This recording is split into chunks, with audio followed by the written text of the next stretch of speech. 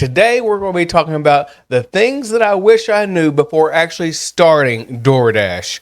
Because there are like multiple things I wish I had known, such as just knowing like the best time to even go out to Dash. Because in the very beginning, well, actually probably didn't really matter. I was out from the early that morning to all the way in the evening time, sometimes when I had the time outside of my full-time W-2 job.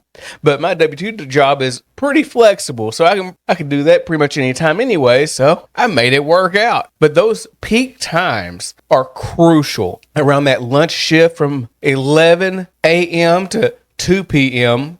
and that dinner rush from 5 to 8 or even 9 o'clock, depending on what type of market you're in.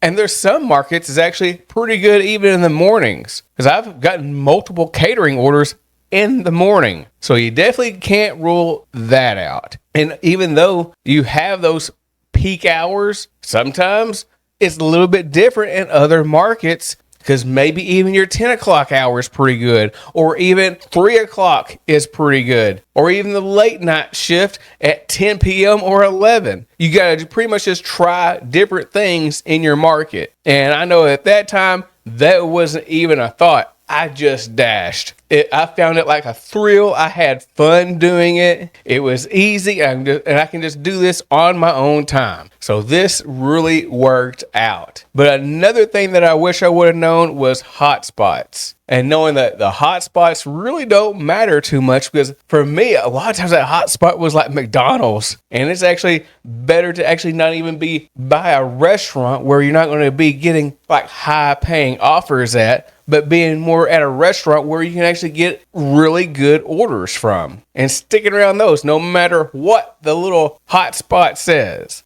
Kind of look at it like this. A lot of times those McDonald's orders, it just might be some McNuggets. And how many people are just going to tip for maybe just one thing?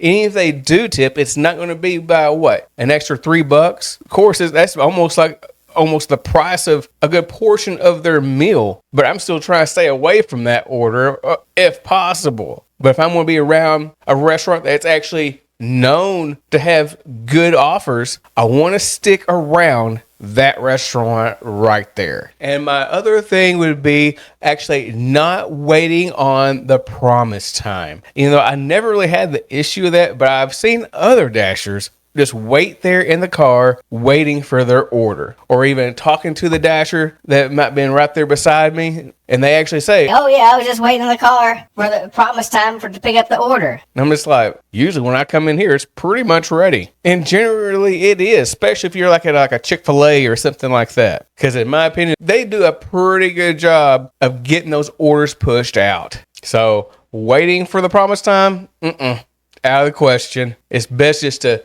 when you get that offer, go ahead and go directly to that restaurant. Go into the restaurant, asserting yourself. Make sure you're telling the employee, hey, I got a DoorDash offer with so-and-so's name on it. Then you're out, ready to go. But one of the things I think I didn't really know was like, what offers do I actually take? I remember my very first offer that I ever took. I was actually just right here in my house. I was in the garage. I was just getting things ready and prepared for me to actually leave. And I had the app on and I got the notification. I'm like, oh my gosh, I got an offer. What do I do? And the funny thing was, it could have been maybe $5. And I think it was like going like to a Chick-fil-A and coming basically right back like a block away from me. I was like, oh, okay. I just took it. I was ready to go just for the experience of it. And I remember I was like so nervous when I was actually going up to the restaurant, and I'm like, where in the world do I actually stand at? I was like looking around, like, where do I go? But I just went up there to the front, and I was pretty much in that right general area, so I was good. Picked it up and I delivered it, and I was like, oh my gosh, let's do it again. And I just kept on going and kept on stacking from there.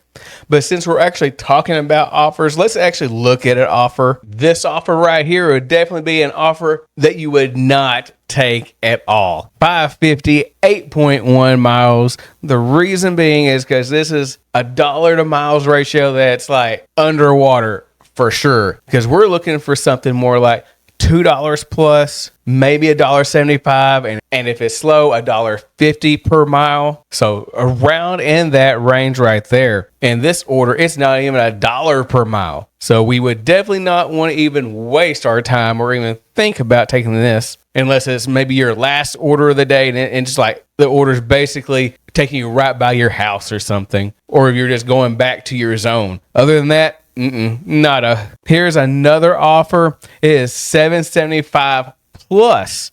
And that little plus just means there's going to be extra money when you actually get this thing delivered. It could be anything as low as a quarter, 50 cents, might be $1, might be $2, might be up to $5. You just really don't know. But you see where it says the total will be higher. So that is a guaranteed fact. But even with just seeing the $7.75, then you see the mileages of 3.1 miles. This is already over $2 a mile. So that is not bad, right? Because what we just got done talking about. And we see this was at McDonald's. Hey, I don't really care where it's from. If it's a good offer, I'm taking it. Except if it's one of those restaurants where they're just notoriously just bad of getting offers out, and it's just like a wait time is like, it seems like it's always 10 minutes or more. Then you might as well just put that on your blacklist or something and just like not even go to the restaurant because they're going to completely waste your time. Luckily, this McDonald's right here isn't always that bad. There's been times when it was like really rough and they kind of flip-flop from being rough to being good and excellent and being somewhere maybe in between. But for the most part, this McDonald's has been a pretty decent McDonald's. I will give them that. I think one of the restaurants I've actually had a struggle with has been Wingstop, and that has been treacherous. And don't let that be during a weekend or Friday, Saturday night. Oh my gosh. Or there's like a sporting event going on, just anything. That just times it even worse. They'll say 15, 20 minutes. And there's been times where they just say, oh, it's just be a few minutes, and they really should have said 10. Or they really should have said 15. And I've been doing this so many years, I have came across so many different liars at multiple different restaurants. You can't really figure out always who that's going to be, but just be watching your phone and not just be on the apps, just looking at little kitty cats playing piano or something. I'm actually talking about making sure you're keeping up with the time. So if you pay attention to that time, you're going to be okay. And if that 5 minutes rolls around and they gave you 5 minutes, it's okay. Just kind of ask politely on the status of the order. And if they say another 5 minutes, then you're like, you're going to have to really put that in your memory bank for the next time. Or you may even want to unassign that order, or it might be close to get a worry-free unassigned. So whatever you do, make sure you're using your best judgment. So let's say we've already got this order picked up, and now it's time to get to the car, put it in your food delivery bag, and you're about to be off. You got your map all set, but what you need to make sure you're optimizing your route. That means you're looking for the best route possible, because sometimes there could be 2 or 3 ways to get to a certain area wherever the customer is at. And it's not all the time where AI actually gives you a longer route and where you could probably make a certain right turn and you're going to be another half a mile closer or so. There's a certain place in my market where it just continues to happen over and over. And you just got to know, if you make another right, you're going to save yourself time and miles. So make sure and kind of know your market. The better you know your market, the better off you're actually going to be. Try to find those little nooks and crannies, extra turns or straightaways, whatever you can get to actually save time. So you can get right back into the action and get your next offer. And another thing that would be great to know is multi-apping, because multi-apping can be very, very useful, because when it's like nothing on one app and you're on there, you're sitting and you're waiting.